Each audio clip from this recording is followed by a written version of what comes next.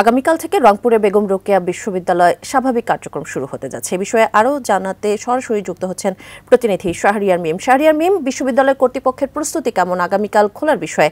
তাছাড়া সাধারণ শিক্ষার্থীদের সাথে আপনার কথা হয়েছে কিনা, তারা কি বলছেন?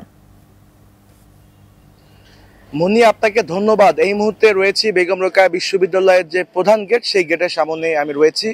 বেগম রোকেয়া বিশ্ববিদ্যালয়ের যে আগামীকাল থেকে যে খুলছে সেই যে প্রস্তুতির খবর আমি আপনাদেরকে জানাবো। তার আগে একটু জানিয়ে রাখি যে 1 জুলাই থেকে পেনশন স্কিমের দাবিতে এখানকার শিক্ষকরা যে কর্মবিরতি করেছিল, তখনই কিন্তু বিশ্ববিদ্যালয়ের শিক্ষা কার্যক্রম কিন্তু বন্ধ হয়ে গিয়েছিল। এরপরে কিন্তু সেখানে শিক্ষার্থীরা তখন কোটা সংস্কার আন্দোলনে ছিলেন, যার কারণে তারা ক্লাসে ফিরছিলেন না। এবং আরেকটি তথ্য জানিয়ে রাখি যে 16 জুলাই বেগম রোকেয়া বিশ্ববিদ্যালয়ের শিক্ষার্থী শহীদ আবু সাইদ পুলিশের গুলিতে নিহত হওয়ার পরপরই কিন্তু তার পরের দিন থেকে বিশ্ববিদ্যালয় কিন্তু একদম বন্ধ করে দেওয়া হয়।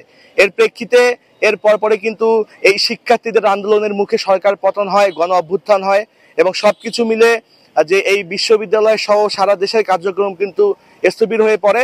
তবে এখন কিন্তু অনেকটা গুছিয়ে উঠেছে। তবে এর মধ্যে একটু শঙ্কা রয়েছে যে বেগম রোকেয়া বিশ্ববিদ্যালয়ের ভিসি সহ বিভিন্ন গুরুত্বপূর্ণের প্রভোস্ট সহ সহকারী প্রভোস্ট অনেকেই কিন্তু পদত্যাগ করেছেন। সবকিছু মিলে বিশ্ববিদ্যালয়ের যে কার্যক্রম সেটা আগামীকাল থেকে শুরু হলেও শিক্ষার্থীরা মনে করছেন যে এই বিশ্ববিদ্যালয়ে একজন ভালো মানের ভিসি দেওয়া উচিত।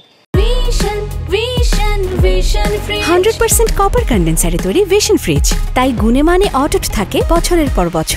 কোনো দলীয় মাইন্ডেড নয়, একদম অরাজনৈতিক একজন ভিসি দেওয়া উচিত যিনি শিক্ষার্থীদের জন্য কাজ করবেন। এবং আরেকটি তথ্য দিয়ে রাখি, শিক্ষার্থীরা বলছেন যে গত 16 জুলাই পুলিশের গুলিকে শহীদ আবু সাইদ এই বিশ্ববিদ্যালয় থেকেই কিন্তু তার মৃত্যু হয়। এই কালকে কিন্তু হাজার হাজার শিক্ষার্থী এই বিশ্ববিদ্যালয়ে ফিরবে, কিন্তু ফিরবে না শুধু শহীদ আবু সাইদ। আবু সাইদের পরিবার বলছেন যে এই আবু সাইদ যেন এই শিক্ষার্থীদের মাঝেই বেঁচে থাকে, সোনার বাংলাদেশ বিনির্মাণে যেন শিক্ষার্থীরা কাজ করে, দুর্নীতি দমনে যেন এই শিক্ষার্থীরা তাদের শিক্ষা প্রতিষ্ঠান থেকে কাজ শেষ করে, পড়াশোনা শেষ করে যেন কাজ করে।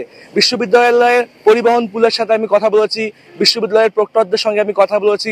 তারা বলছেন কিন্তু নড়বড়ে অবস্থা বিশ্ববিদ্যালয়ের এখন, কেননা বিশ্ববিদ্যালয়ে অনেক ক্ষয়ক্ষতিও হয়ে গিয়েছে। সবকিছু মিলে এই ক্ষতি কত তাড়াতাড়ি পোষাতে পারবে এটি খুবই একটি বিষয়। তবে আগামীকাল থেকে খুললেই সেটি কিন্তু বোঝা যাবে। আর কি তথ্য আপনাদেরকে জানিয়ে রাখি যে বিশ্ববিদ্যালয়ের যদি তথ্যগুলো যে কি আমাকে দিতে হয়, হলগুলো কিন্তু আরো কয়েকদিন আগেই খুলে গিয়েছে।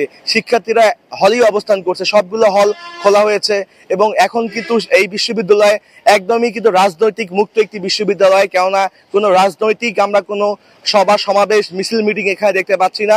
শিক্ষার্থীরা শক্ত হাতে সেটি কিন্তু দমন করছেন।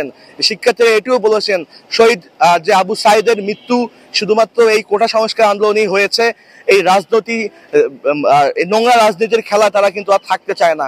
তো এই বেগম রোকেয়া বিশ্ববিদ্যালয়ের আগামীকালকে খোলার বিষয় এই ছিল আমার কাছে সর্বশেষ সংবাদ। মুন্নি।